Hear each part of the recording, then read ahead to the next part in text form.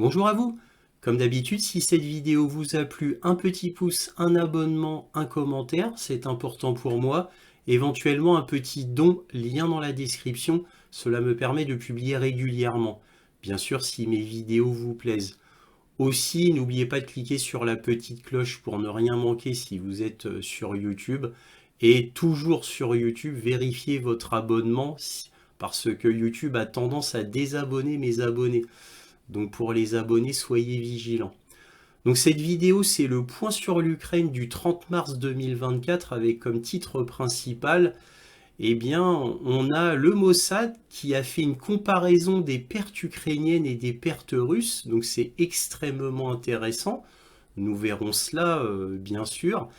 Et on a aussi l'Ukraine, donc qui apparemment veut détruire le pont de Kerch, non plus parce que ça ferait, on va dire, un gros problème d'approvisionnement de munitions pour les Russes, en passant par la Crimée, bien sûr, parce qu'on l'appelle aussi le pont de Crimée. Non, même pas. C'est juste pour de la médiatisation, pour de la com. Donc, évidemment, je vais vous en apporter la preuve ici, et en image en plus, et par les Ukrainiens, donc c'est merveilleux. Donc, vous voyez où ils en sont rendus, hein, parce que comme eux-mêmes, donc je parle de l'état-major, indique qu'il y a quasiment plus rien, voire zéro munitions ou matériel militaire maintenant qui passe par le pont de Kerch, mais il passe par d'autres endroits, hein. Je vous rappelle que les Russes, en un temps record, ont fait des nouvelles routes et des nouvelles voies ferrées pour alimenter la Crimée, justement afin que le pont de Kerch soit laissé par les Ukrainiens, parce que à quoi bon détruire un pont qui ne fait plus la logistique militaire? Alors ça a été reconnu par les Ukrainiens, mais les Ukrainiens ont quand même décidé de bombarder le pont de Kerch. Nous aurons les détails plus tard, en images, en vidéo, par les Ukrainiens eux-mêmes. Et enfin, le dernier titre, c'est la faillite morale des médias.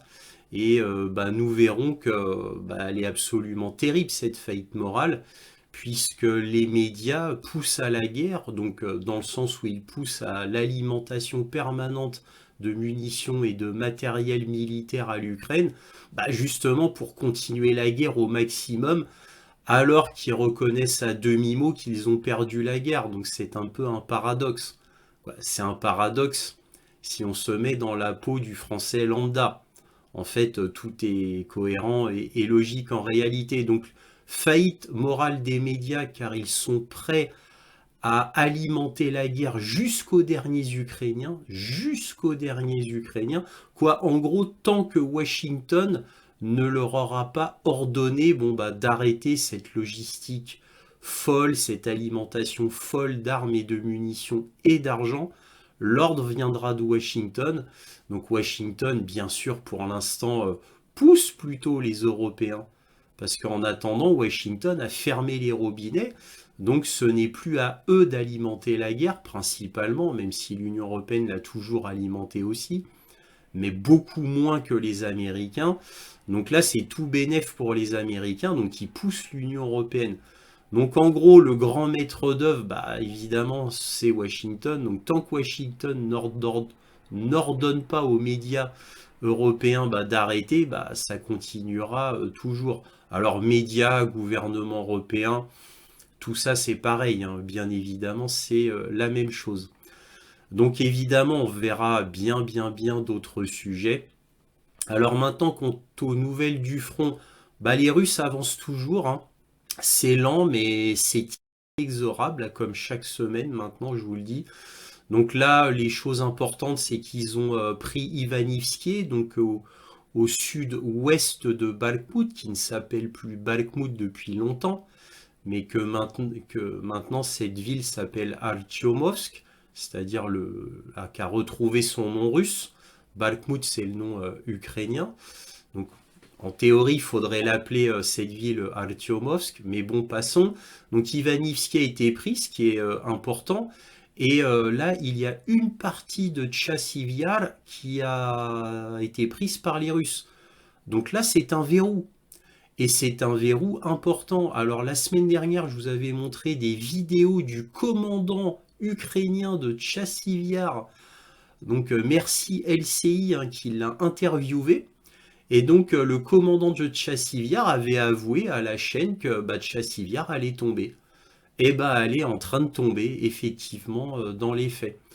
Donc une fois que Tchassiviar sera tombé, ce sera la porte ouverte pour Kramatorsk et enfin un peu plus au nord Slaviansk. Donc des villes beaucoup plus importantes que Bakhmut, Artyomovsk. Donc ça va être les derniers verrous importants de l'Ukraine. Ougledar qui est au sud de Donetsk, cette dernière forteresse en tant que véritable forteresse tombera bien évidemment, mais nous verrons les détails dans la carte militaire. Donc voilà les sujets que nous allons voir, entre autres, puisque encore une fois, il y aura beaucoup d'autres sujets très intéressants, comme par exemple les faiblesses officielles de l'armée russe. Et oui, je suis tombé sur un recueil des armées, quoi. C'est comme ça que ça s'appelle en français, mais en russe c'est Armiejski Sbornik. Et connaissant un peu le russe, je suis tombé dessus par hasard, puisque je lis les rapports russes de l'état-major russe quand je le peux, évidemment, parce que c'est pas facile à trouver, vous vous en doutez. Et là, oh joie, j'ai pu voir des déclarations très intéressantes sur les faiblesses de l'armée russe. Et je vous ferai part de cela. C'est un rapport qui vient du plus haut niveau, au niveau des têtes de la recherche et développement de l'armée russe. Donc c'est très intéressant. Voilà. Mais comme d'habitude, cette vidéo est en 3 parties. Les informations générales qui seront suivies de la conclusion et enfin la carte militaire afin que vous sachiez ce qu'il se passe sur le terrain. On va commencer par les articles comme d'habitude. Alors là, je vous montre un article de France Info concernant l'attentat à Moscou, mais je ne vais pas vous en parler plus outre, parce que j'ai décidé de faire une vidéo exclusive lundi sur l'attentat de Moscou, avec les dernières informations et les dernières analyses. Alors comme ça va être un petit peu long, je ne peux pas l'insérer ici. Et puis en plus, bon, les attentats à Moscou, ça ne va pas dans le point sur l'Ukraine en théorie. Donc bref, donc lundi, vous aurez un spécial attentat de Moscou, encore une fois, avec les dernières infos et les dernières analyses. Donc on va commencer par un journal turc. C'est là que j'ai eu l'information d'un journal turc qui dit « Perte ukrainienne et russe selon le Mossad ». Donc ça date du 25 janvier 2023. Et que lit-on? Donc les données de terrain du 14 janvier 2023 basées sur les renseignements israéliens se répertoriées comme suit. Donc les pertes de la Russie sur le terrain avec 418 000 soldats. Donc d'après le Mossad, il y aurait 418 000 soldats en Ukraine, russes, sur plus de 3,5 millions de soldats de réserve et un nombre croissant de mercenaires Wagner. Donc là, on va les lire dans un tableau, ce sera plus facile. Là, je vous donne simplement le premier paragraphe. Les pertes de l'Ukraine qui compte 734 000 soldats et plus de 100 000 soldats de réserve et des officiers, soldats et mercenaires de l'OTAN sont les suivants. Et on va voir le reste dans un tableau. Voilà le tableau. C'est beaucoup plus clair comme ça. Donc là, on a la Russie, la colonne de la Russie, de l'Ukraine et le ratio. Donc par exemple pour les avions, d'après le Mossad, la Russie a perdu 23 avions. L'Ukraine a perdu 302 avions. La Russie, toujours d'après le Mossad, a perdu 56 hélicoptères et l'Ukraine en aurait perdu 212.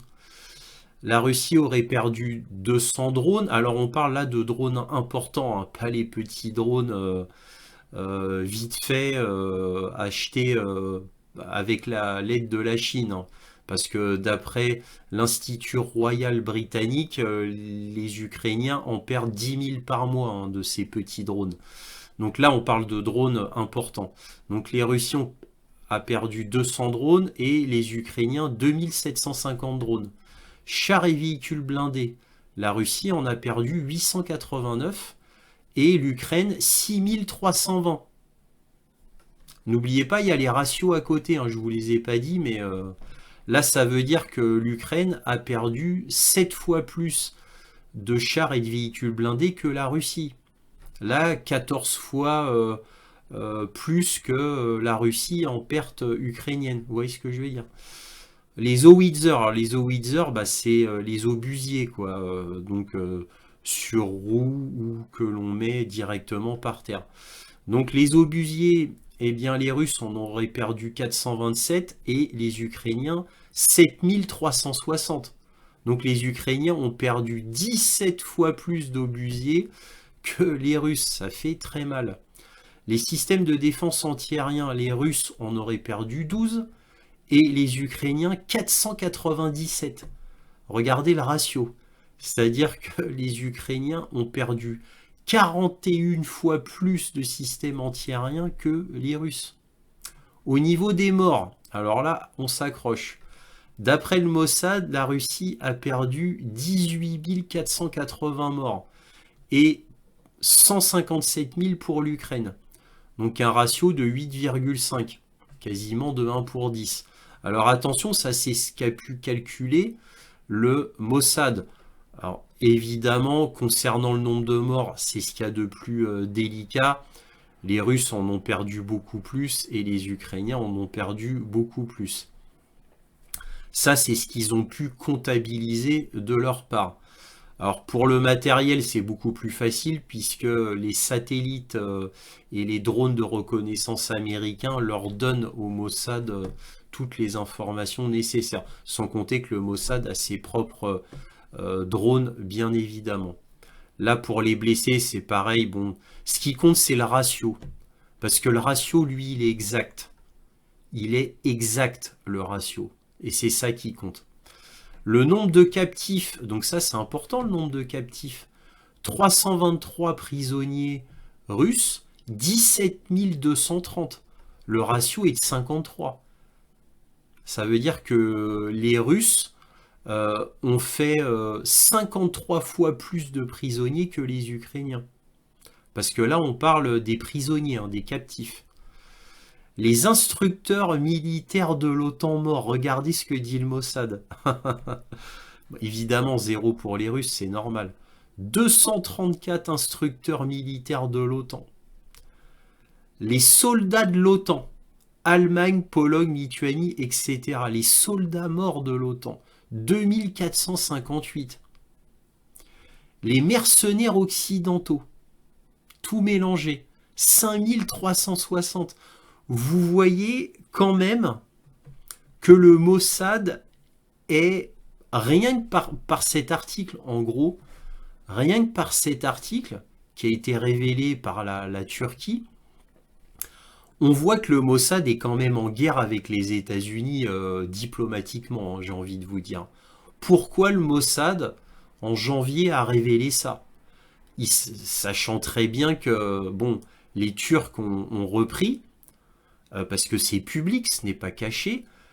Pourquoi le Mossad a publié ça? Parce que c'est quand même une sacrée humiliation quand même. Parce que là, le Mossad vient de révéler des chiffres que moi je connaissais, que je vous ai dit pendant 1 an et demi minimum. Voilà. Qui prouvent aussi que les chiffres de Oryx qui ont été donnés pendant quasiment, on va dire 1 an et demi aussi, parce que ça fait un moment qu'Oryx, on n'entend plus vraiment parler dans les médias, mais ça montre que les chiffres d'Oryx étaient ridicules, absolument ridicules, comme je vous l'ai dit et démontré à plusieurs reprises dans les points sur l'Ukraine d'ailleurs, parce que moi je vous les avais démontrés, preuve à l'appui, depuis bien longtemps. Et là, merci le Mossad, parce que le Mossad donne des chiffres que moi je vous donne depuis hier, hein, concernant cet article extrêmement intéressant et terriblement édifiant. Bon, je vous rappelle que la Russie se bat contre plus de 50 pays, dont 30 pays de l'OTAN, hein. Je le rappelle comme ça, hein. Et que la Russie est en train d'être totalement victorieux contre 30 pays de l'OTAN. Et 50, plus de 50 pays en comptant ceux hors OTAN. Je tenais à le préciser comme ça vite fait, hein. Donc là, on va regarder un article de The New Voice of Ukraine, c'est-à-dire la nouvelle voix de l'Ukraine, donc un des grands journaux ukrainiens que je lis quotidiennement avec The Kyiv Independent, Ukraine Forum, Ukrainska Pravda. Donc là, bon, là, c'est The New Voice of Ukraine. Et que nous dit ce journal au 25 mars? La Russie n'utilise pas le pont de Crimée endommagé pour transporter des armes. Dixit le SBU. Alors là, l'homme que vous voyez là, c'est le chef du SBU. Hein, on ne parle pas du directeur Kirili Boudanov. Là, on parle du chef du SBU. Donc c'est le chef de Boudanov, là, celui que vous voyez là. Donc l'Ukraine pourrait potentiellement détruire le pont de Crimée construit illégalement par la Russie à Kertch. Bien qu'il ne soit pas actuellement utilisé pour importer des armes et des munitions en Crimée occupée, a déclaré le chef du service de sécurité ukrainien du SBU, le lieutenant-général Vasil Maliuk, dans une interview accordée à la chaîne de télévision ukrainienne. Donc ici, je me dois de préciser que les Russes n'utilisent plus le pont de Kertch pour faire passer des armes et des munitions, tout simplement parce que le pont de Kertch était systématiquement visé. C'était la cible de l'Ukraine. Donc ils ont construit des routes et des voies ferrées au nord de la Crimée afin d'avoir de nouveaux ponts de ravitaillement donc au nord de la Crimée et donc de se passer du pont de Kertch pour le ravitaillement de la Crimée en ce qui concerne le militaire. Donc là, à partir de ce moment-là, ça devenait inutile à l'Ukraine de bombarder le pont de Kertch. Je me devais de préciser cela. Donc, vous voyez, donc là, on a le chef suprême du SBU qui dit, voilà, la Russie n'utilise pas le pont de Crimée endommagé pour transporter des armes. Voilà. Mais il continue malgré tout à vouloir le bombarder. Donc il ne peut avoir qu'une seule conclusion là-dedans, c'est qu'ils ne veulent le bombarder maintenant que pour de la com. Vu que le chef du SBU lui-même reconnaît que la Russie n'utilise pas le pont de Crimée pour transporter des armes, donc et des munitions bien sûr, ça veut dire qu'ils le font que pour les médias maintenant. Voilà, pour faire un symbole fort. C'était quand même à signaler quand même, parce que ça va loin dans la bêtise, hein. Parce que vous vous souvenez de ce qui est passé hein, par les médias récemment concernant les 4 hauts responsables allemands militaires, dont un chef d'état-major allemand.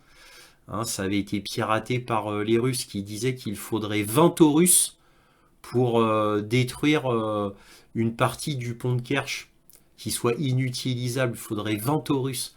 Donc vous imaginez un peu le coût militaire pour abattre un pont uniquement pour les médias. Non pas pour embêter les Russes au niveau militaire, mais que pour les médias. Juste pour créer un symbole. Vous vous rendez compte un peu l'énergie et le coût en armes qu'il faudrait juste pour de la com. Et non pas pour avancer les pions stratégiques de l'Ukraine pour essayer qu'ils reprennent la Crimée. Ils vont très loin les Ukrainiens quand même, hein. Mais c'est vraiment pas étonnant puisqu'ils ont toujours fait cela, même sur le front.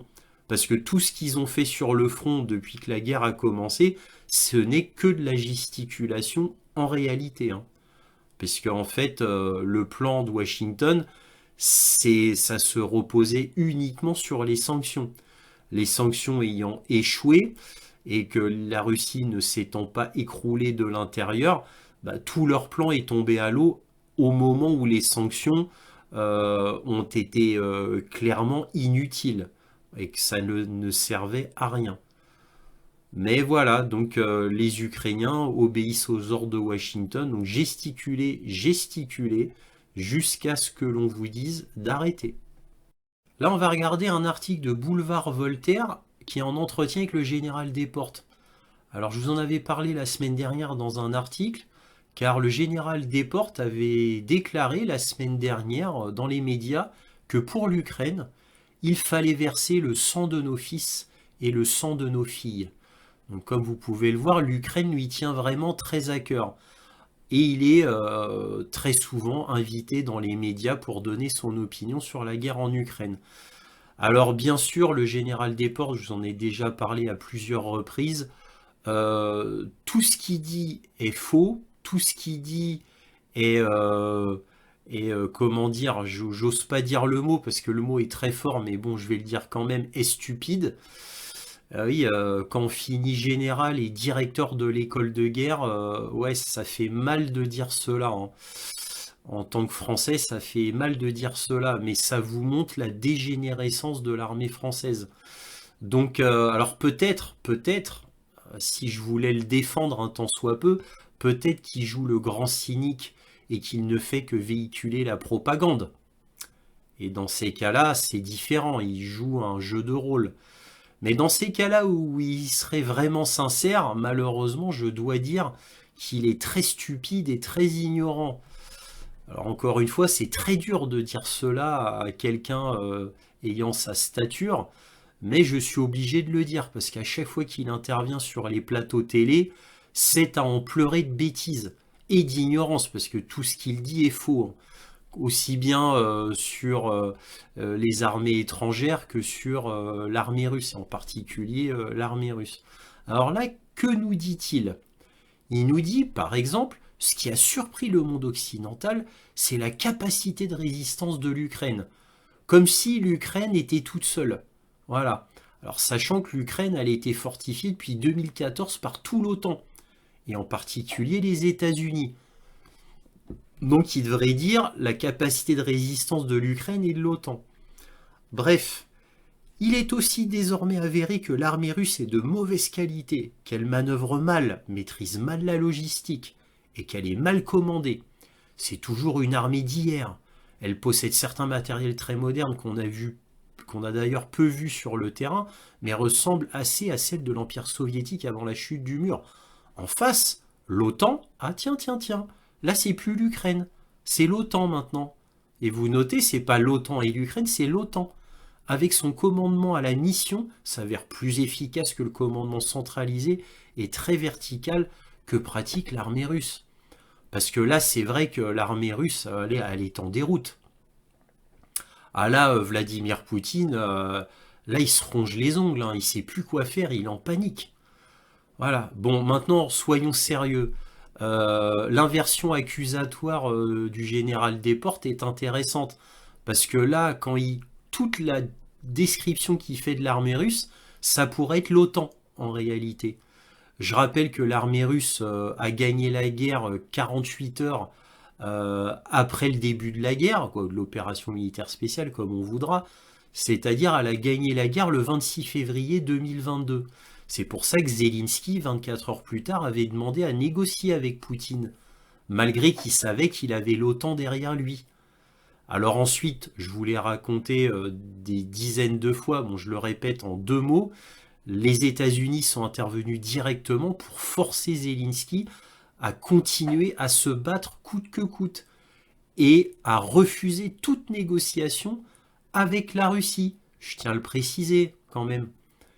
Et des mois plus tard, rebelote comme Zelensky voyait que l'Ukraine était en train de perdre très largement, il a redemandé des négociations. Voilà, et les négociations qui ont été sabotées par Boris Johnson, hein, qui est venu en jet privé pour vite arrêter tout. Donc les promesses de Zelensky qu'il a gobé deux fois, c'est-à-dire ne t'inquiète pas, sois patient avec les sanctions, la Russie va s'effondrer de l'intérieur et l'armée dans ces cas-là sera caduque. Bah voilà, il n'a pas écouté, il a continué. Donc revenons à nos moutons. Donc l'armée russe de mauvaise qualité, oui, c'est l'OTAN. Faut pas oublier que l'armée russe, quand elle est arrivée, elle était pour un contre 3. Eh oui. Donc l'armée russe est arrivée à environ, on pense, entre 130 000 et 160 000 hommes à peu près. Les Ukrainiens étaient 3 fois plus nombreux. Et pourtant, bah, c'est les Russes qui n'ont cessé d'avancer, etc. Donc maintenant, ils prennent 20% du territoire et ils ne cessent d'avancer. Bref, et je vous ai montré plein d'extraits, même de LCI, qui vous montrent que la guerre est perdue pour l'Ukraine. Elle est définitivement perdue. Et ça fait 1 an et demi au minimum qu'elle est perdue, cette guerre. Voilà. Et pourtant, on a le général Desportes qui nous raconte tout ça. Vous voyez? Donc c'est absolument ridicule. Alors je rappelle, je l'ai déjà dit précédemment, que l'armée russe se bat contre l'OTAN, qui représente 30 pays, et en tout contre 50 pays. Et pourtant, elle a déjà gagné la guerre. Voilà. Et là, on a ça, voilà. Mauvaise qualité, voilà. Ça, c'est l'OTAN, il décrit l'OTAN. Parce que si on l'écoutait, qu'elle manœuvre mal, elle est pourrie en tout, là, d'après lui, elle s'est pourrie en tout.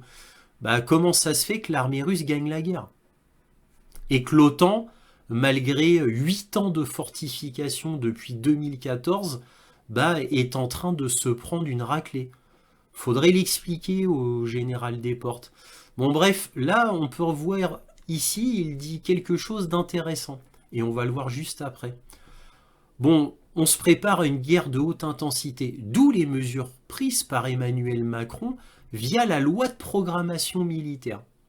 Et là, on va parler vite fait de la loi de programmation militaire. Alors, j'avais fait une vidéo exclusive là-dessus il y a 8 mois. Il y a 8 mois, j'ai fait une vidéo de la loi de programmation militaire. Je vais vous mettre le lien dans la description. Alors, pourquoi je vais vous mettre le lien dans la description? Parce que j'en parlais vraiment de manière globale. Je vous montrais que la loi de programmation militaire était wokiste. Donc c'est-à-dire qu'ils faisaient comme les États-Unis, l'Angleterre et d'autres pays d'Europe, c'est-à-dire qu'il fallait absolument faire entrer le wokisme dans l'armée française. Donc ça, c'est dans la loi de programmation militaire et évidemment le contrôle de la population, parce que dans la loi de programmation militaire, il y a des choses complètement effrayantes qui donnent tout pouvoir à l'État. Donc on passe là-dedans dans une dictature pure et simple qui ne se cache même plus. On va voir ça dans le prochain article.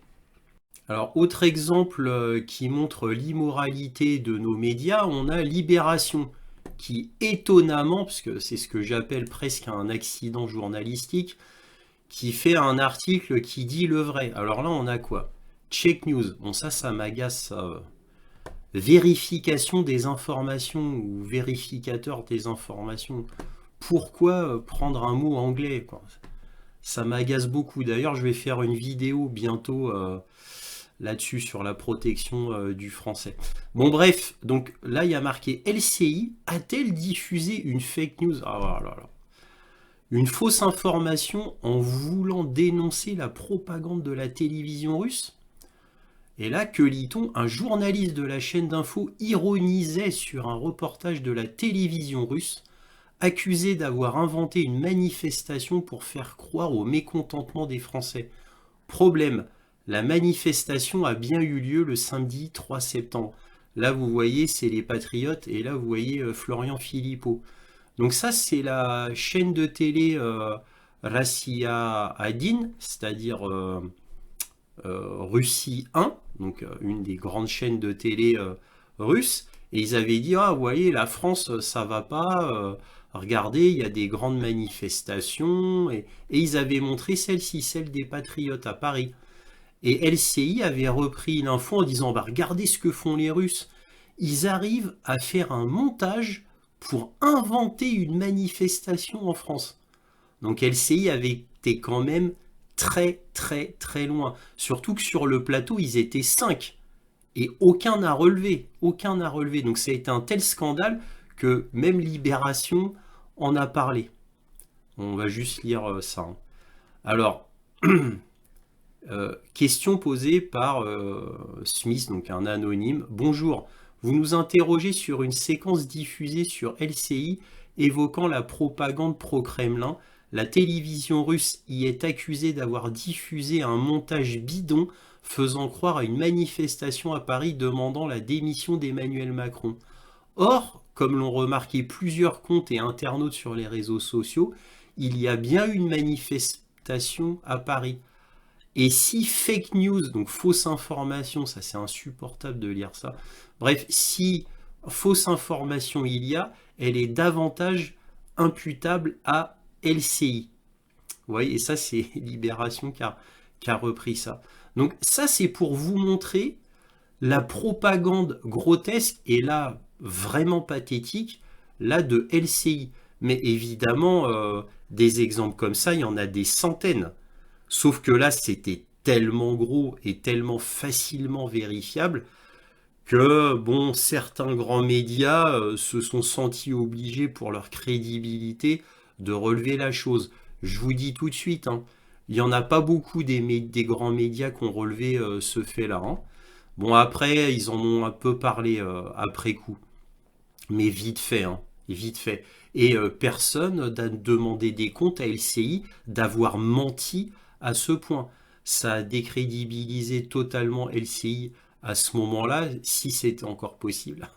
Mais enfin, voilà, ça c'était vraiment la plus grande preuve de l'immoralité et de la propagande de LCI, mais les autres médias, c'est à peine mieux, hein, bien évidemment, comme vous le savez tous. Là maintenant, je vais vous montrer un article et qui parle de l'article 23 de la loi de programmation militaire 2024-2030. Alors, que dit cet article? La rédaction du nouvel article L212-1 du Code de la défense dans l'actuel projet de loi est intégralement réécrite, ce qui est inhabituel, car l'usage du législateur est de remplacer des termes ou des morceaux de phrases. Le premier alinéa est ainsi rédigé. En cas de menace actuelle ou prévisible pesant sur les activités essentielles à la vie de la nation, à la protection de la population, à l'intégrité du territoire ou à la permanence des institutions de la République, ou de nature à justifier la mise en œuvre des engagements internationaux de l'État en matière de défense, la réquisition de toute personne physique ou morale et de tous les biens et les services nécessaires pour y parer peut être décidée par décret en Conseil des ministres. Alors bon, les ministres, vous savez qui ils sont. C'est une catastrophe. Vous vous doutez bien que le Conseil des ministres va aller en fonction de ce que leur dit Macron, bien évidemment. Mais quand vous lisez ça, regardez, en cas de menace actuelle ou prévisible, bon, pesant sur les activités essentielles à la vie de la nation, à la protection de la population, à l'intégrité du territoire. Alors là déjà, il faut qu'on m'explique la guerre en Ukraine, qu'est-ce que ça a à voir avec la France, hein. Ça, faut qu'on m'explique. Mais attention, ils ont la parade parce que soit ça menace directement la nation, sa protection, sa population ou le territoire, ou, et là ils sont malins, ou à la permanence des institutions de la République, attention, ils font ceinture et bretelles, regardez bien, ou encore un ou, hein, ou de nature à justifier la mise en œuvre des engagements internationaux de l'État en matière de défense. Alors là, oui, cette troisième option va très bien avec la guerre en Ukraine. Parce que c'est cette option-là qui va fonctionner. Donc ils pourront, par décret, faire appel à cela, les engagements en gros de la France à l'étranger, hein, les engagements internationaux. Hein. Ah, on s'est engagé pour l'Ukraine, c'est bon, ça marche. Vous voyez un petit peu l'arnaque, c'est un véritable scandale. Et attention, la fin vaut le détour. La réquisition de toute personne, physique ou morale, et de tous les biens et les services nécessaires pour y parer, peut être décidée par décret. Vous imaginez un peu? Donc en gros, il suffit qu'il déclare nos engagements internationaux sont menacés. Ah bah, j'envoie tout le monde faire la guerre en Ukraine. Et je vous prends tout votre argent parce que j'ai le droit. Ah bah oui, il faut bien faire tourner le complexe militaro-industriel français qui est complètement minable. Donc on va prendre votre argent, bah on a le droit, hein, c'est marqué dans la loi, hein. Ah on est désolé, hein, le Conseil des ministres il a dit d'accord, hein. Donc on a le droit de prendre votre argent, on a le droit de vous demander d'aller combattre dans tel ou tel pays, aucun problème. Bon là en l'occurrence ça va être l'Ukraine, et on a le droit. Donc là, euh, là, ça donne les mêmes droits qu'un dictateur tyrannique. On donne les mêmes droits qu'un dictateur tyrannique pourrait avoir dans un pays quelconque. Voilà. Donc c'est absolument effrayant, c'est absolument scandaleux, mais au moins il y a une honnêteté là-dedans, c'est que les masques sont tombés et là on voit vraiment le vrai visage de nos démocraties occidentales. Parce que ça, c'est typique. C'est typique. Donc, bon, là, c'est chez nous, cette loi de programmation militaire. Mais vous vous doutez bien que ça va faire tache d'huile. Et que l'Union européenne va pousser pour que ça devienne européen. Alors bon, évidemment, maintenant, faut les 27. Hein. Donc, je pense pas que ça arrivera demain. Mais en tout cas, pour nous, les Français, bah, c'est déjà là, la loi de programmation militaire. Elle est déjà là, elle a déjà pensé à tout. Donc Macron, là encore 3 ans, hein, faut pas l'oublier. Hein. Donc tout est possible. Mais en tout cas, si cela est mis en œuvre, et ce sera mis en œuvre, parce qu'on n'invente pas une loi pareille pour ensuite l'oublier, donc elle sera forcément utilisée. Sinon, il ne l'aurait pas fait. Donc c'est effrayant parce que tout porte à croire que bientôt, et je dis bien bientôt, pas dans 5 ans ou dans 10 ans, bientôt, nous allons être sous une dictature tyrannique. Et je précise tyrannique parce qu'une dictature seule encore, ça peut aller, entre guillemets bien sûr, mais tyrannique, vraiment tyrannique. Voilà, c'est absolument effrayant et de très mauvais augure pour la France. Je vous parlais de la faillite morale des médias dans le titre, mais pas que. Il y a aussi une colossale faillite intellectuelle. Quand vous voyez les médias parler de l'Ukraine, vous voyez leur ignorance crasse, vous voyez leur incompétence crasse, et vous voyez aussi la propagande grotesque qu'ils nous déversent chaque jour. Ils nous prennent vraiment pour des abrutis, pensant qu'on va gober tout ce qu'ils disent. Sans compter évidemment une désinformation massive, une partialité totale, en invitant sur les plateaux uniquement leurs pions. Voilà, qui ont exactement la même idéologie. On va pas inviter sur un plateau Jacques Beau ou Xavier Moreau, par exemple. Ça, il n'en est pas question, car nous ne sommes pas dans une démocratie avec une liberté d'expression normale. Voilà. Donc là, je vous ai montré le général Desportes parce que là, il en représente la quintessence avec sa fameuse phrase hein, en titre.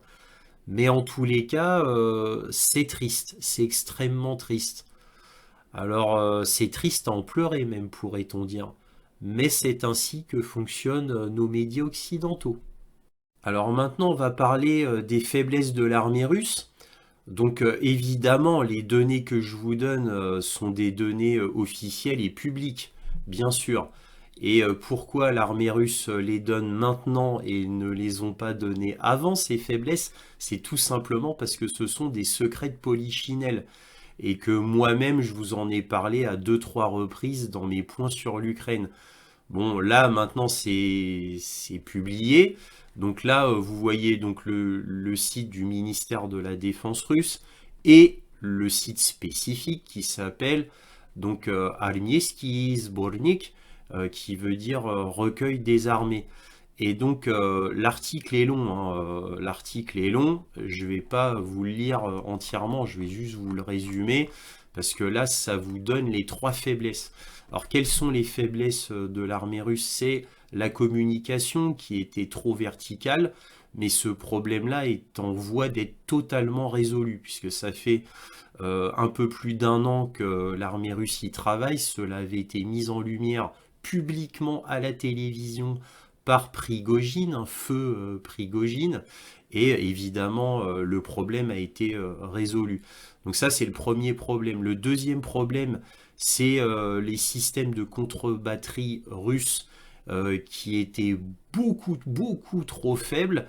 Et le troisième problème, c'est la reconnaissance spatiale, c'est-à-dire de l'espace satellitaire russe, qui est très inférieur au système de reconnaissance militaire américain. Donc ils sont en train de régler ces trois problèmes. Donc la communication, je vous en ai déjà parlé. Maintenant, les systèmes de contre-batterie, là vous voyez un Zoopark 1M typique. Donc là, il s'est dévoilé dans l'article qu'il n'en avait que 10 au début de l'opération militaire spéciale, ce qui est totalement ridicule, et ce qui explique que la plupart de leurs systèmes que vous voyez là ont été détruits par les Ukrainiens. Alors quand je dis les Ukrainiens n'avaient quasiment aucun système de contre-batterie. Soyons réalistes et parlons le vrai. Par les systèmes otaniens. Donc par les systèmes otaniens, les Russes ont pris cher au niveau de leurs obusiers et de leurs mortiers, parce que les systèmes otano-ukrainiens détectaient, eux, les systèmes obusiers russes. Donc les obusiers russes, il y en a beaucoup qui ont été détruits, mais comme on l'a vu grâce au Mossad, mais comme moi je le savais déjà par le ministère de la Défense russe, et au miracle qui correspond plus ou moins aux chiffres du Mossad, tiens, quelle coïncidence. Bref, évidemment, les obusiers ukrainiens, entre guillemets, vous m'avez compris, otano-ukrainiens, ont été bien plus, infiniment plus détruits que les obusiers russes, malgré tout.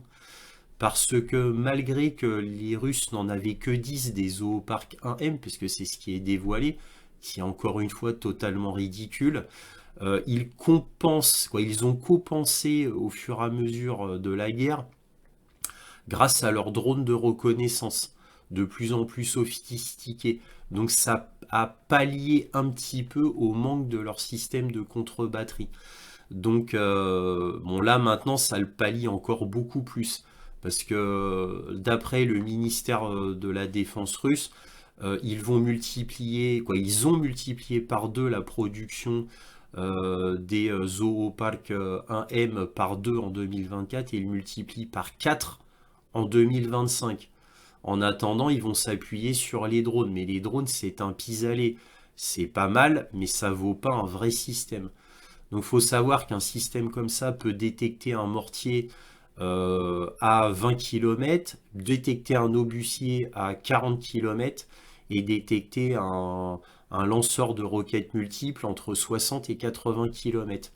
Donc c'est vraiment indispensable. Donc quand ce radar détecte un mortier, un obusier ou un lanceur de roquettes multiples, eh bien hop, les obusiers russes entrent en action puisqu'ils ont l'endroit où se trouvent les systèmes ennemis.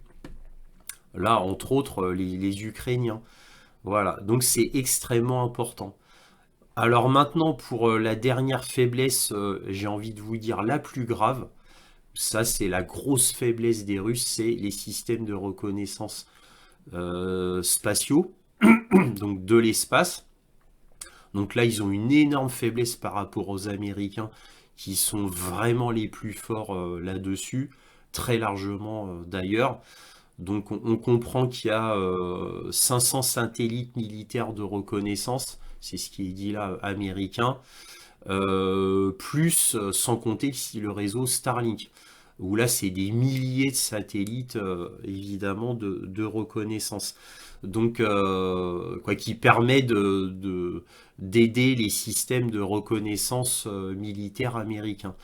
Donc là, Elon Musk vient de signer un contrat avec l'armée américaine d'1,8 milliard de dollars qui permet à Elon Musk de cimenter ses relations avec le gouvernement américain. Donc inutile de vous dire que quoi que dise Elon Musk quant à la liberté d'expression, il ne sera jamais embêté par le gouvernement américain. Car là maintenant il est devenu indispensable pour le gouvernement américain. Surtout que donc ce nouveau Starlink militaire pour 1,8 milliard de dollars va devenir indispensable pour le gouvernement américain. Inutile de vous le dire. Donc, bref, l'armée russe a des soucis à se faire. Alors, les Russes disent qu'en 2027 ou au pire en 2030, ils compenseront leur système de reconnaissance spatiale dans le sens où ils égaleront, c'est ce qu'ils disent, hein, le système américain. Bon, moi j'ai des forts doutes là-dessus. On va dire qu'au lieu d'être en grosse infériorité, ils auront rattrapé leur retard de telle façon qu'ils auront plus ou moins l'équivalent américain, mais ils resteront inférieurs au système américain, bien sûr, surtout quand il y aura le nouveau système Starlink militaire. Donc bref, voilà les trois faiblesses de l'armée russe dévoilée. Encore une fois, c'est dévoilé parce que ce sont des secrets de polichinelle. Je le savais depuis le début puisque je vous en avais déjà parlé parce que sur le terrain, c'était comme ça. Alors pour les systèmes de reconnaissance, ils compensent avec la sortie du A50U qui est l'équivalent AWACS et qui est assez révolutionnaire puisque le A50U permet d'être en relation directe avec les S400. Donc ça permet, ça c'est révolutionnaire à ma connaissance, je dis bien à ma connaissance. Les Russes sont les seuls à avoir ça, c'est-à-dire quand un avion de reconnaissance comme ça, type A50U qui détecte un missile ou un avion, l'information est directement donnée au S400 qui peut tirer immédiatement. Donc ça c'est assez puissant. Surtout que les A50U seront remplacés par les A100 qui eux seront totalement révolutionnaires, donc ils auront des systèmes extrêmement impressionnants. C'est ce que disent les Russes. Nous verrons en réalité ce qu'il en est sur le terrain quand ça sortira vraiment. Voilà ce qu'on pouvait dire sur les faiblesses de l'armée russe. Donc là, on va regarder un extrait de LCI sur les nouvelles armes russes qui changent la donne sur le terrain. Alors vous notez que là, on parle des armes qui changent la donne sur le terrain militaire, bien entendu, mais depuis le début de la guerre, vous avez noté qu'il n'y a eu aucune arme occidentale qui a changé la donne sur le terrain. Aucune. Alors que, soi-disant, ça devait changer la donne avec les Léopard 2, avec les Abrams, avec les HIMARS, etc. Ça devait changer la donne, toutes ces armes, les attaques MS, les Storm Shadow, ça devait changer la donne.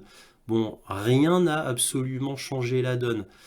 C'est pour ça que les médias n'en parlent pas, n'en parlent plus tout du moins. Par contre, là, depuis un moment, vous avez noté, on parle beaucoup des nouvelles bombes russes. Donc moi, je vous en ai longuement parlé dans les précédents points militaires. Là, maintenant, LCI s'y met et vous allez voir, c'est intéressant. On va passer à un coup de gueule à présent. Donnez-nous ces maudits patriotes. C'est le nouveau coup de gueule de Dmytro Kuleba, le ministre des Affaires étrangères ukrainien. Il a accordé ces dernières heures une interview à Politico et voilà pourquoi il les réclame tant. C'est à cause des bombes russes et pas n'importe lesquelles. Écoutons Dmytro Kuleba. Donnez-nous ces foutus patriotes. Si nous disposions de suffisamment de systèmes de défense aérienne, nous serions en mesure de protéger la vie de notre peuple et de notre économie de la destruction. Alors, et il ajoute, c'est à cause de ces bombes russes planantes. Voilà ce qu'il dit. On a besoin de ces patriotes pour venir à bout de ces bombes russes qui font du mal. On en parlera de ces bombes avec vous, Sylvia. Il y a même une visite officielle, d'ailleurs, c'était il y a une petite dizaine de jours. Gaëtan Powys est avec nous. Bonjour Gaëtan, merci d'être avec nous. Sylvia, on le disait, hein, une visite officielle pour vendre des bombes. Alors le Kremlin a communiqué comme quoi ils allaient muscler la production, surarmer ces bombes, plus d'explosifs encore, et le tout par un Sergueï Shoigu triomphant. Exactement, on avait déjà parlé de cette catégorie de bombes qui sont vraiment décrites comme faisant la différence sur la ligne de front. Il y avait les Fab 500, enfin il y a toujours les Fab 500, les Fab 1500 et voici les Fab 3000 pour 3000 tonnes dont la moitié d'explosifs. On avait parlé de la Fab 1500 comme d'un élément déclencheur dans la chute d'Avdivka en février. On apprend que la Russie a lancé la production de bombes aériennes Fab 3000. C'est Shoigu lui-même, vous le disiez Christophe, qui l'a annoncé lorsqu'il a visité l'usine en question près de Nijni Novgorod le 21 mars. La Russie a commencé la production en masse des bombes aériennes depuis le mois de février et la production de Fab 1500 a doublé. Alors ce qui fait le danger de cette bombe, c'est le fait effectivement qu'elle soit planante. Elle est lancée depuis un avion à une distance de 60 à 70 km, c'est-à-dire qu'elle est hors de portée de nombreuses défenses aériennes ukrainiennes. Elle se dirige vers sa cible, une cible fixe grâce à un système de guidage et ses ailes lui permettent de planer vers cette cible. Alors les descriptions, elles sont décrites comme massives. Dans le cas d'Avdivka, cette bombe elle a été massivement utilisée avant que la ville ne chute aux mains des Russes. Alors selon le ministère ukrainien de la Défense, depuis le 1er février, les chasseurs bombardiers russes auraient tiré 3500 bombes de type Fab. Il faut dire que leurs puissances sont comparables au Storm Shadow, tout en coûtant beaucoup moins cher. Alors je m'arrête là. Alors évidemment, là, on va faire deux petites corrections. Alors vous l'avez noté, la première est évidente. C'est quand elle a parlé des Fab 3000 qui pèsent 3000 tonnes. C'est tellement ridicule que, bon, vous avez rectifié vous-même, c'est 3000 kilos, 3 tonnes. Alors maintenant, deuxième bêtise qu'elle dit, mais bon, je la comprends, il faut quand même garder un minimum de propagande. Dire qu'une bombe Fab 3000 de 3 tonnes fait autant de dégâts qu'un Storm Shadow, c'est absolument ridicule. Et oui, un Storm Shadow ou un Scalp, cela a 450 kg d'explosifs. Alors qu'une Fab 3000, ça a 1500 kg d'explosifs. Donc c'est 3,3 fois plus qu'un Storm Shadow. Donc c'est pas comparable, pas du tout. Donc évidemment, une Fab 3000 fait infiniment plus de dégâts qu'un Storm Shadow ou un Scalp. Et vous avez noté que même sur LCI, on dit très clairement que les Fab 1500 et Fab 3000 changent la donne en faveur des Russes. Alors qu'on n'a jamais dit que les Léopard 2, là, présentement, ou les Abrams, ou les HIMARS, ou les attaques MS, et que sais-je encore, ont changé la donne pour les Ukrainiens. On en a beaucoup parlé, on en a beaucoup espéré de ces fameuses armes américaines, mais ils n'ont rien changé du tout. Contrairement en pratique aux Fab 1500 et Fab 3000. Voilà, c'était quand même à souligner. Donc là, je vais vous montrer un article de RIA Novosti, qui est un journal russe, qui vous dit « L'armée russe frappe des centres de décision en Ukraine ». Donc au 26 mars, l'armée russe a attaqué des centres de décision et des installations militaires en Ukraine, a rapporté le ministère de la Défense. Une frappe de groupe a été menée avec des armes terrestres et maritimes de haute précision et des véhicules aériens sans pilote, donc des drones, contre des centres de décision des installations du SBU, des entreprises du complexe militaro-industriel ainsi que des lieux de déploiement de l'armée ukrainienne, donc que des cibles militaires. Donc il y a eu de l'armée ukrainienne et des centres de formation nationale et mercenaires étrangers. Voilà, ça c'est RIA Novosti qui dit ça. Bon, ça a été frappé avec des missiles. Alors quand ils disent des armes terrestres et maritimes, c'est-à-dire bon, des drones, et maritimes, c'est-à-dire des missiles qui ont été envoyés soit de bateaux, soit de sous-marins. Donc dans ces cas-là, c'était très certainement des missiles Calibre pour les bateaux et les sous-marins. Bref, donc vous voyez que l'armée russe frappe à Kiev, et là j'insiste, dans la capitale, des cibles militaires. Voilà. Alors vous allez me dire, oui, bon, c'est les Russes qui disent cela. Alors je vous montre ça, c'est pas par hasard, c'est pour vous montrer que les Russes frappent bien des cibles militaires et non pas des cibles civiles.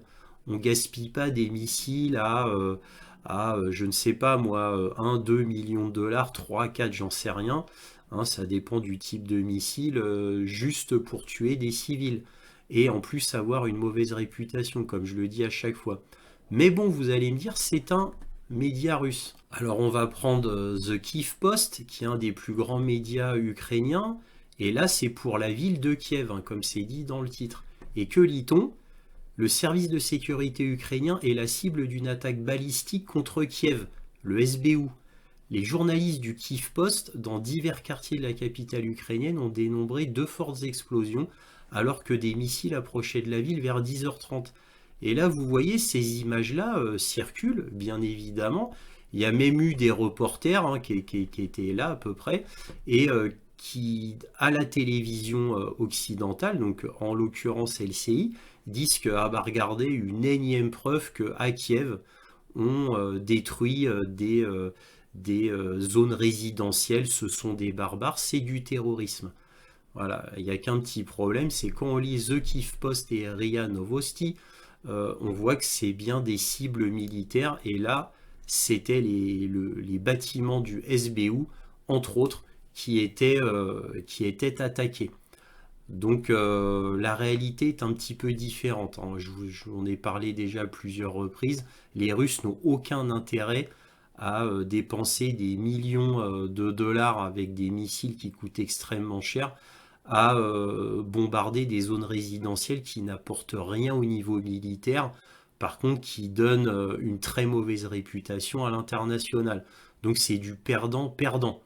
Donc évidemment c'est de la propagande pure et dure. Quelqu'un qui réfléchit 2 secondes le comprend immédiatement.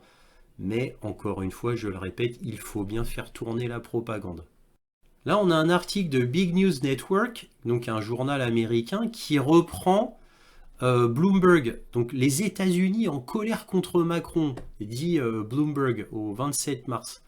Et là, bah, qu'apprend-on? Le président français a contraint les membres de l'OTAN à confirmer leur ligne rouge sur l'Ukraine, en faisant une remarque sur les troupes sur le terrain. Les membres du gouvernement américain seraient en colère contre le président français Emmanuel Macron après que celui-ci ait déclaré qu'empêcher une victoire russe dans le conflit ukrainien pourrait nécessiter une force militaire de l'OTAN. Un haut responsable américain a déclaré à Bloomberg que certains à Washington pensaient que Macron pourrait déclencher un affrontement avec Moscou. La justification donnée par le dirigeant français pour sa déclaration a été critiquée par ses alliés à huis clos, a rapporté mercredi le média, c'est-à-dire Bloomberg. Donc vous voyez, Macron, il n'y a pas que l'Union européenne qui lui a sauté dessus, mais aussi les États-Unis qui lui ont dit « mais tu dis n'importe quoi ». Voilà, mais ça c'est du Macron ça. C'est du Macron tout craché, donc le jupitérien. Bref, on se ridiculise non seulement au sein de l'Europe, puisque tous les chefs d'État européens, comme premier réflexe, ont dit on n'enverra jamais de troupes de l'OTAN en Ukraine. Et Macron a insisté, hein, vous le savez, et là, les États-Unis ont dit non, là tu dis vraiment n'importe quoi, calme-toi. Eh oui, ça devient très grave au niveau diplomatique pour Macron.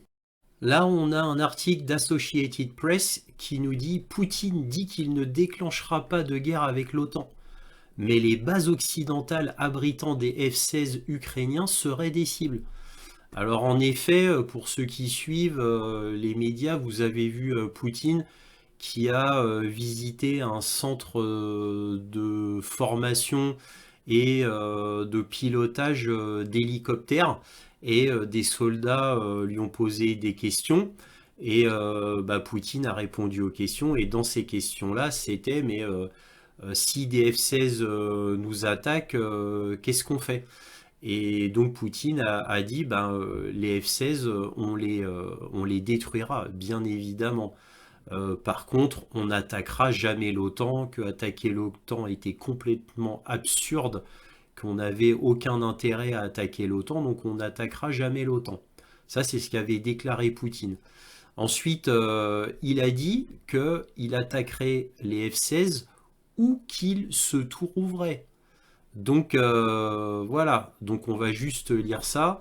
Donc le président russe Vladimir Poutine s'est moqué de la possibilité que son pays lance une attaque contre un membre de l'OTAN, la qualifiant du pure absurdité, mais avertit que toute base aérienne occidentale abritant des avions de combat F-16 de fabrication américaine, dont le déploiement en Ukraine serait une cible légitime pour les forces du Kremlin.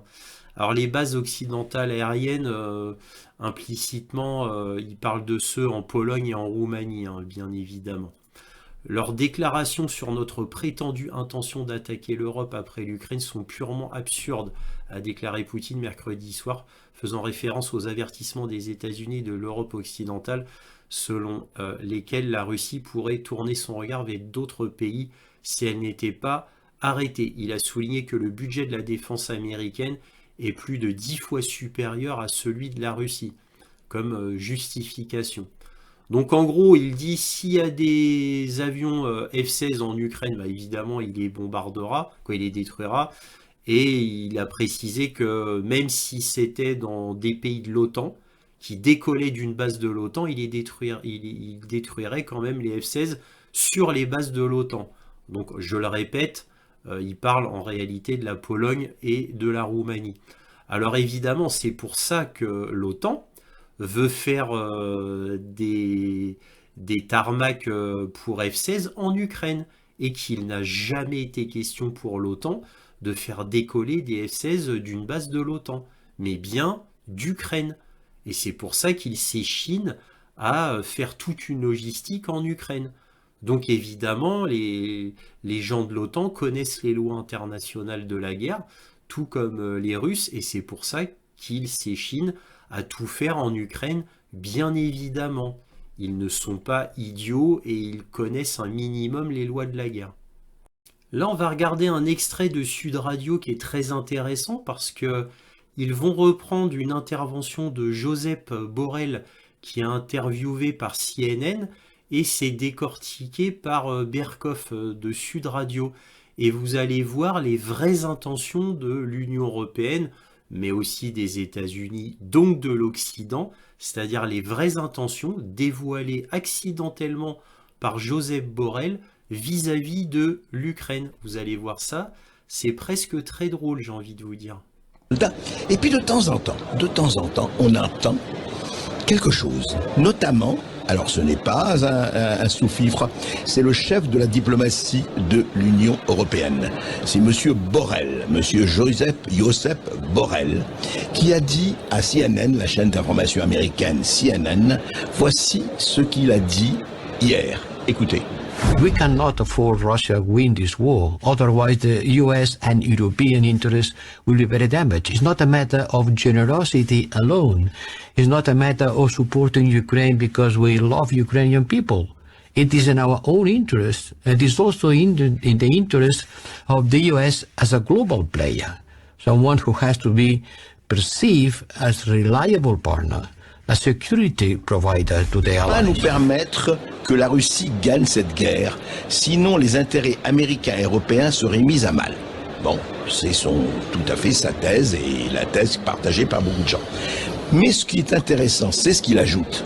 Ce n'est pas seulement une question de générosité, non. Ce n'est pas une question de soutien à l'Ukraine parce que nous aimons le peuple ukrainien. Ah bon? Alors c'est quoi? Eh ben c'est dans notre propre intérêt. Et c'est aussi dans l'intérêt des États-Unis comme acteur mondial, celui qui doit être perçu comme un partenaire fiable, un protecteur pour la sécurité de ses alliés. Voilà comment la vérité sort de la bouche de monsieur Josep Borrell, président, affaires étrangères, chef de la diplomatie de l'Union européenne. Ça veut dire au fond, c'est dans l'intérêt des États-Unis que nous devons effectivement intervenir d'une manière ou d'une autre, et pas question que la Russie gagne cette guerre. Mais on est d'accord. Mais alors, attendez, la Russie ne peut pas gagner, l'Ukraine ne peut pas gagner, alors on fait quoi? Qui gagne quoi? Est-ce que vous avez remarqué que personne ne parle de négociation?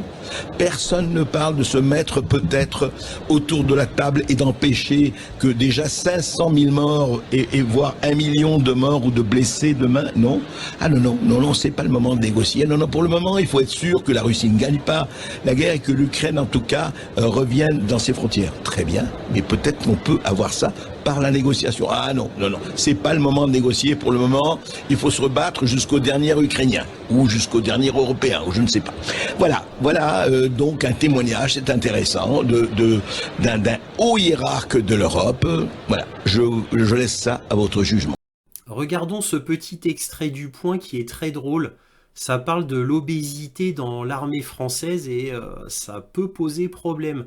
Alors je vous avais parlé de ce problème très spécifique pour l'armée américaine et l'armée anglaise en vous démontrant par A plus B qu'elle était extrêmement médiocre et que l'effondrement ne cessait pas d'ailleurs, hein, parce qu'ils ne font rien pour cesser cet effondrement en Amérique et en Angleterre, et on s'aperçoit que bien en France, eh bien on a le même problème. Tiens, regardons ça.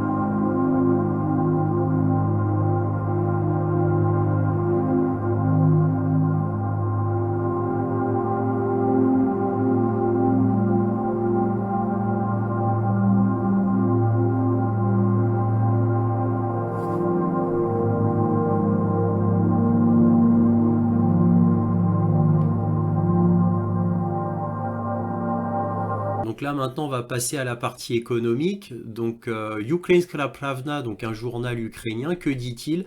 L'Allemagne annonce un nouveau programme d'assistance militaire de 500 millions d'euros pour l'Ukraine.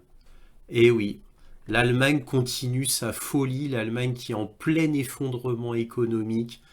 Elle a déjà donné tellement à l'Ukraine, je rappelle que c'est le deuxième donateur après les États-Unis et maintenant ça devient le premier donateur pour l'Ukraine, alors que l'Allemagne, je le répète, s'effondre à tous les niveaux, au niveau économique justement, et elle continue à donner. C'est une véritable honte pour Olaf Scholz en vérité. Ensuite on a The Kyiv Post, toujours un journal ukrainien. Le FMI fournit à l'Ukraine près de 900 millions de dollars de financement. Encore. Cela fait plusieurs fois que le FMI donne autant d'argent à l'Ukraine, et même elle en a donné même plus auparavant, au début. Donc c'est une véritable honte, puisque c'est contraire à la charte du FMI de donner à un pays qui ne peut rien rembourser et qui est dans un état catastrophique. Je vous rappelle que quand la Grèce était dans un état absolument lamentable, eh bien le FMI faisait du chantage à la Grèce pour faire des programmes d'austérité, sinon le FMI n'allait pas aider la Grèce à se retourner économiquement. Je vous rappelle que les gens faisaient des queues énormes pour prendre de l'argent à leur banque parce qu'ils n'avaient plus rien, donc ils dévalisaient leur banque en gros. Donc voilà dans l'état de la Grèce, et le FMI faisait du chantage à la Grèce pour faire des programmes d'austérité terribles. Et à l'Ukraine, qui a un état notoirement ultra corrompu, le FMI n'a jamais cessé de donner des milliards de dollars depuis le début de la guerre. Donc c'est une véritable honte. On est encore dans le deux poids deux mesures, qui est un véritable scandale, mais en vérité, nulle surprise. Le FMI étant dirigé par l'Occident, et plus précisément par les États-Unis, comme toutes les grandes institutions mondiales, bien évidemment. Alors, que peut-on dire de tout cela? Bon, d'abord sur le front. Les Russes avancent perpétuellement, inexorablement. Ils prennent des villages, ils prennent des petites villes. Donc perpétuellement sur LCI, c'est annoncé, il ne cache plus l'avancée russe. Tout cela est dit, on parle même des Fab 1500, des Fab 3000, que cela change la donne pour les Russes. On parle de leur mise à jour de leur armement, que ça soit des drones, que ça soit des missiles. On en parle de plus en plus, hein, on ne parle pas que des bombes planantes. Par contre, côté ukrainien, on ne parle pas de mise à jour, on ne parle pas de choses qui vont changer la donne, on ne parle que de l'arrivée des F-16. Sauf que les F-16, ils arriveront au mieux fin juin, début juillet, et il y en aura combien? 5, 6? Faut savoir que les Pays-Bas qui voulaient en livrer 30, eh bien, commencent à se poser des questions, vont-ils finalement en livrer? Donc voilà, donc là tout le monde se pose des questions en Europe. Finalement, enfin j'ai envie de vous dire, c'est-à-dire enfin il y a un pays qui commence à se dire mais à quoi bon? Quel est le but d'armer? Pourquoi faire? Si l'armement va être détruit et de manière certaine, c'est-à-dire sans que cela aide qui que ce soit. Donc voilà, c'est reculer pour mieux sauter. Il commence à y avoir une prise de conscience au niveau européen et peut-être même au niveau américain. Parce que le budget de 60 milliards de dollars, il est toujours bloqué. Les votes sont fermes contre la donation à l'Ukraine. Donc il y a une prise de conscience qui commence à se faire côté occidental et la population commence à en avoir marre. On le voit dans les sondages aux États-Unis, mais aussi en Europe. Et en plus, comme l'Occident s'effondre, et là, parce qu'on parle quand même de l'Europe, là, hein, je suis français, je parle surtout de la France, c'est normal. Donc pour l'Europe et la France, eh bien la remise en question se fait de plus en plus bruyamment. Alors évidemment, légèrement dans les grands médias, mais très bruyamment sur les médias Internet, où là, c'est devient de plus en plus criant. Il y a de plus en plus de voix importantes qui commencent à dire ça suffit, cela ne sert à rien, cela n'a aucun espoir d'aboutir à quelque chose, à aider l'Ukraine en quoi que ce soit, à part de faire mourir toujours plus d'Ukrainiens. Mais sinon, à part cela, ça n'a aucun intérêt. Donc, sans compter l'admission lente, mais je le crois inexorable sur la victoire inéluctable de la Russie. C'est-à-dire comment faire avec Vladimir Poutine, qui vient d'être réélu de manière massive, avec un plébiscite colossal, du jamais vu en réalité. C'est inédit comme situation, en réalité. Donc, bref, tout cela montre un changement quand même d'attitude, un changement de mentalité.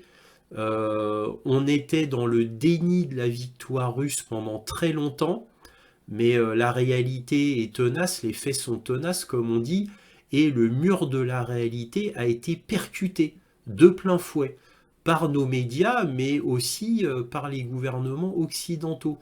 Et ce mur de la réalité, il est très puissant, très solide. Donc petit à petit, on commence à entendre parler dans les médias qu'il faudra bien faire affaire avec Vladimir Poutine. Et qu'à un moment donné, il y aura une paix qui viendra obligatoirement. Et donc des liens commerciaux qui reviendront obligatoirement. Alors que ça soit dans 1 an, que ça soit dans 2 ans, dans 3 ans, mais en tous les cas, à un moment donné, il faudra bien revenir à la réalité. Hein, les Allemands surtout, hein, qui pensent très fortement à redresser le pays. Et pour redresser le pays, il faut reprendre les ingrédients de départ. C'est-à-dire un gaz pas cher, un pétrole pas cher, des ressources pas chères, que ça soit des fertilisants, du titane, de l'uranium, etc. Bon, l'uranium, beaucoup moins en Allemagne, puisqu'ils ont abandonné le nucléaire. Mais bon, pour l'Europe, tout du moins, et je pense à la France. Donc, et peut-être se priver d'un GNL américain qui est absolument exorbitant quant au prix. Donc voilà, donc peut-être que l'Europe se réveillera, voudra être autonome, non pas militairement du fait de l'abandon américain, mais d'être autonome économiquement concernant les Américains. Voilà, donc pas seulement militairement, hein, il faudrait être aussi indépendant de manière économique. Voilà. Donc, et donc de regagner de la souveraineté, et non pas que de la souveraineté militaire, parce que de toute manière, les Européens achèteront américains. Donc tout ça, c'est un peu du pipeau. Par contre, ce serait bien qu'on soit souverain économiquement. Donc voilà.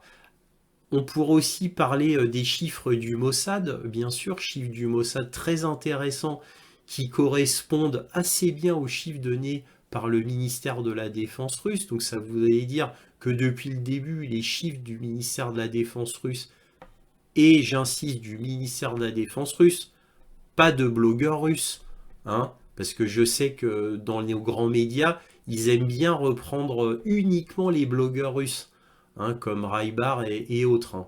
Ils aiment bien, mais jamais du ministère de la Défense russe, ou rarement tout du moins. Bref, donc comme quoi les chiffres de Moscou étaient plus ou moins exacts, si on les compare au Mossad, bien sûr. Donc vous voyez, la vérité apparaît toujours à un moment ou à un autre. Donc la conclusion finale, c'est que évidemment la victoire russe est inéluctable. Bien sûr, ils vont prendre les oblasts restants. Et plus l'Ukraine forcera, ne voudra pas négocier dans le sens, parlons le vrai, hein, dans le sens de capituler, parce que c'est ça que l'Ukraine doit faire, c'est capituler tout de suite pour éviter de perdre d'autres oblasts. Évidemment, l'Ukraine ne capitulera pas tant qu'elle n'aura pas un ordre de Washington pour capituler, bien évidemment. Cela dit, bon, j'ai bon espoir, vu comment ça se passe. Alors pourquoi je dis j'ai bon espoir?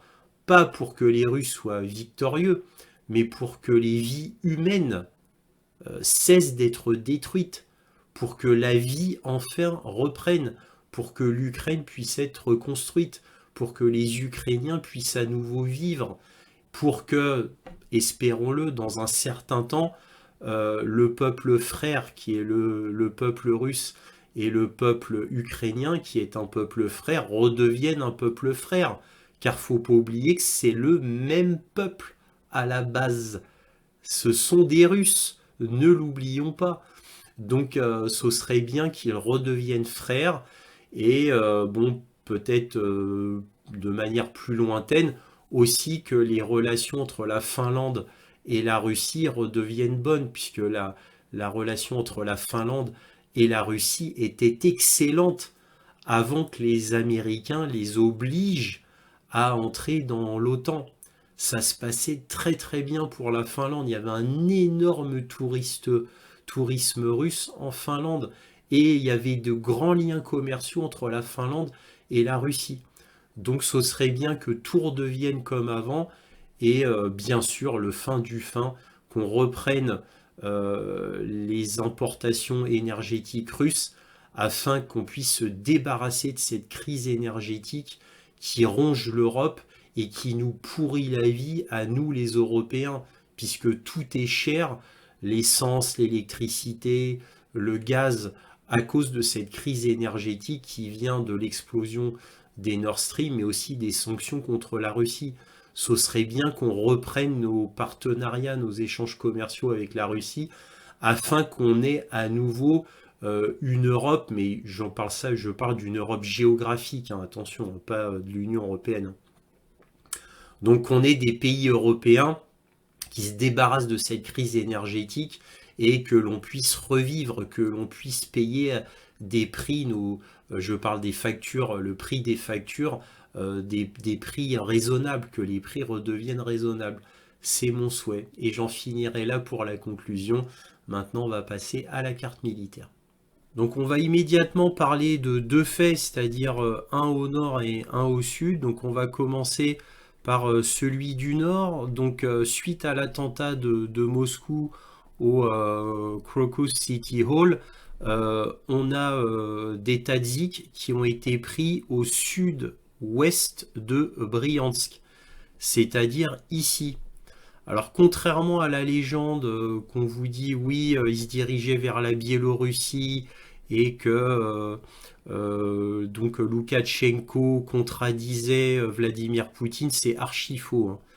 C'est la traduction qui a été changée, parce que moi j'ai vu exactement les propos de Loukachenko. Il n'a jamais dit qu'il se dirigeait vers la Biélorussie.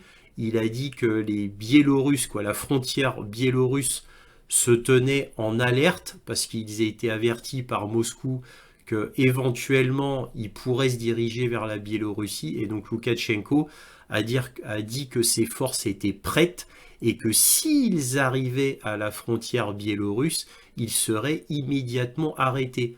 Donc les médias n'ont pas hésité à tordre la traduction en espérant que les gens comprennent pas trop ce que dit Loukachenko. Malheureusement, c'est pas le cas de tout le monde. Et donc ils ont changé tout cela. Bref, revenons à nos moutons.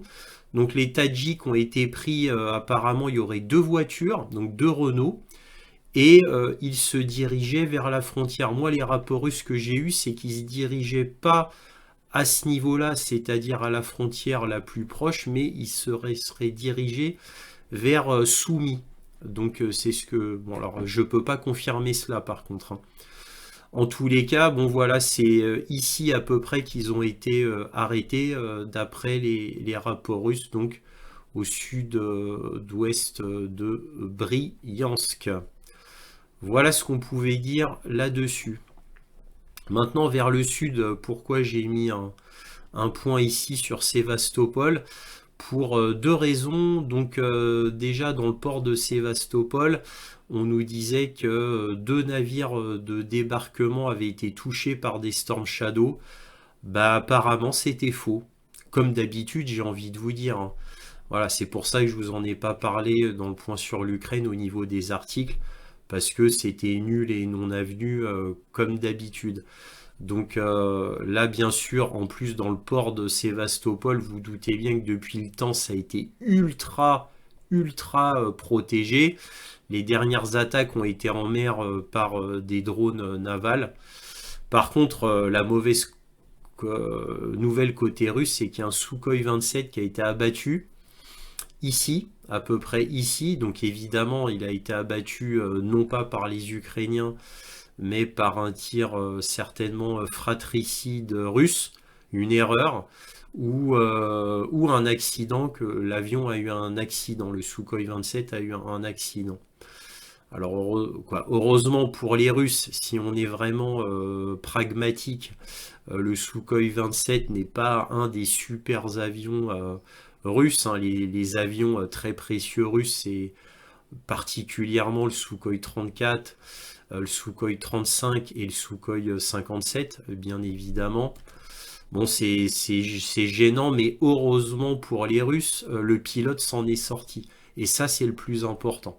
C'est le plus important plutôt qu'un vieil avion. Alors, c'est ennuyant, hein, mais le plus important, c'est le pilote, bien évidemment. Il s'en est sorti sans encombre.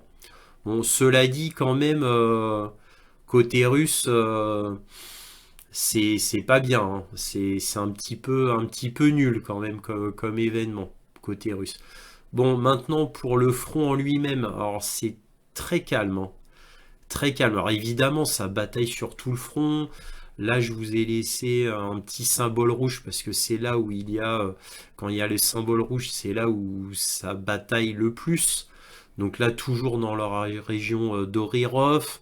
Alors pour Rabotino, aux dernières nouvelles, ça a été pris évidemment par les Russes de manière définitive. Il n'y a plus d'aller et venue puisque pendant des mois, il y avait les Russes qui étaient chassés par les Ukrainiens et qui étaient chassés par les Russes, et puis c'était du ping-pong comme ça. Donc maintenant, ça y est, la Botino appartient définitivement aux Russes. Cela dit, les Russes n'ont pas mis énormément de force. Je vous rappelle que les forces russes sont pas majoritairement au sud, évidemment, en toute proportion gardée. Les forces russes sont à partir de Donetsk. C'est de Donetsk à Kupiansk, elles sont ici. Je dirais, il y a, d'après tout ce que je sais, je dirais il y a 60% des forces russes entre Donetsk et Kupiansk et 40% entre Donetsk et la ville de Kherson. C'est mon estimation à moi. Alors là, le rond bleu, ça veut dire que c'est la dernière forteresse sur le front, c'est-à-dire d'Ougledar. Donc, et là, par contre, dans cette région, il s'est passé quelque chose. Et j'ai l'impression que c'est toutes les semaines. Donc on sent que les Russes, ils savent vous percer. Hein. Donc là, les Russes ont complètement pris, évidemment, Novomukalskaya, bien sûr. Donc ils l'ont pris complètement. Là, ils ont une grande avancée, puisque la semaine dernière, c'était comme ça. Donc là, ils ont fait une belle avancée, d'où l'épingle rouge. Quand je mets une épingle rouge, c'est là où il y a une grande avancée, qui vaut le coup d'être notée. Et là, ça veut dire que ça bataille fort, bien sûr. Donc, comme vous pouvez le voir ici, Ougledar est là. Les lignes d'approvisionnement d'Ougledar, bah, c'est cette route-là. Bah, évidemment, les Russes veulent couper la ligne d'approvisionnement. Donc, ils vont prendre Kostianov... mince, je vais pas y arriver. Nivka, voilà. Donc ils veulent prendre cette ville-là pour couper cette zone d'approvisionnement et il leur faudra continuer tout le système urbain qui est là pour aller jusqu'en haut et couper cette ligne d'approvisionnement, la dernière pour Ougledar. Voilà, c'est le but des Russes. Donc bon, là, il ne s'est pas passé grand-chose. Vous voyez que les Russes ont énormément avancé ici par rapport aux semaines précédentes, mais là il ne bouge plus vraiment. Là toujours dans cette zone là il y a toujours pas mal de batailles, mais ils avancent pas vraiment. Alors pourquoi ils avancent pas vraiment? C'est que là les Ukrainiens envoient pas mal de troupes, hein. Comme ici, hein, ils savent très bien qu'ici c'est très important, donc ils envoient beaucoup de troupes, hein, là où il y a les points rouges. C'est pour ça que les Russes n'avancent pas, hein. Voilà, donc sinon, plus au nord, pas grand-chose. Sur la zone de Klitschivka, pas grand-chose. Par contre, voilà, là où il s'est passé vraiment quelque chose, c'est ici, sur Ivanivske. Par contre, là, non. Là, non. Ça, c'était de la semaine dernière. Donc sur Ivanivske, là, il y a une grosse avancée. Ça y est, Ivanivske a été prise. Grosse avancée. La semaine dernière, c'était à peu près ici. Donc, grosse avancée russe ici. Donc, évidemment, ils vont avancer de manière massive. Beaucoup d'hommes ukrainiens sont envoyés là, mais il y a trop de troupes russes ici. Et à noter, ils viennent de commencer à prendre Chassivyar. Un petit bout de Chassivyar. Donc évidemment, la semaine dernière, je vous avais montré le commandant ukrainien de Chassivyar qui disait de toute manière devant les caméras que Chassivyar va tomber. Alors pourquoi Chassivyar va tomber? C'est très facile à prendre. Déjà, c'est pas une forteresse. Et il y a rien, c'est de la plaine, il y a pas d'avantage de terrain, il n'y a rien. Et ils ne sont pas, comme Avdiivka, des dizaines de milliers, hein, très loin de là, hein. Donc je ne connais pas le nombre, je dois avouer, je connais pas le nombre d'hommes ukrainiens, mais ils sont pas beaucoup. Et inutile de vous dire qu'ils commencent ils commencent à fuir Chassivyar, à faire un repli. Ils commencent seulement. Voilà. Donc sur Sivest, toujours beaucoup de batailles. Mais bon, je devrais l'enlever parce que là, ça stagne au niveau de la bataille. Bah, sur Kupiansk, beaucoup de batailles, mais ça avance plus. Ça fait quelques semaines que les Russes n'avancent plus. Le font-ils exprès? Parce que vraiment, là, ça avance plus du tout, hein. Mais rien. Moi, d'après les rapports, rien. Alors, ça bataille. surtout ici, mais aucune avancée côté russe. Moi maintenant j'en viens à me demander si j'ai l'impression que là ils sont en pure défensive et non pas en défense agressive, contrairement à plus au sud comme je vous ai montré. J'ai l'impression que l'énorme armée qui est ici, parce que toutes les semaines je vous le dis, hein, ça fait maintenant des mois que je vous dis qu'il y a entre 130 000 et 150 000 hommes qui attendent là. Voilà, ce qui me conforte dans mon opinion, ce n'est que mon opinion, comme quoi, comme je vous le répète depuis des mois maintenant, que l'offensive russe se fera par le nord, parce que là, il n'y aura pas besoin de faire une traversée du Dniepr. Alors par le nord, évidemment, l'oblast de Kharkov va être pris, donc le nord, c'est de là, hein. En gros, c'est de Belgorod. Quand je dis Belgorod, c'est pour vous situer l'axe d'assaut.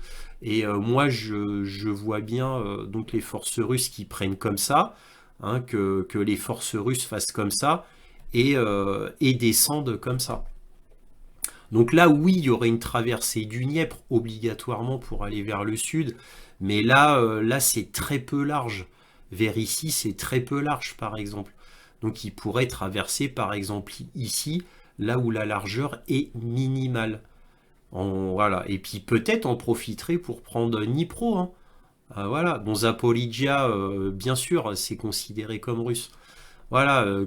Kryvyi, Nikolaïev, Odessa et jonction avec la Transnistrie, bien sûr.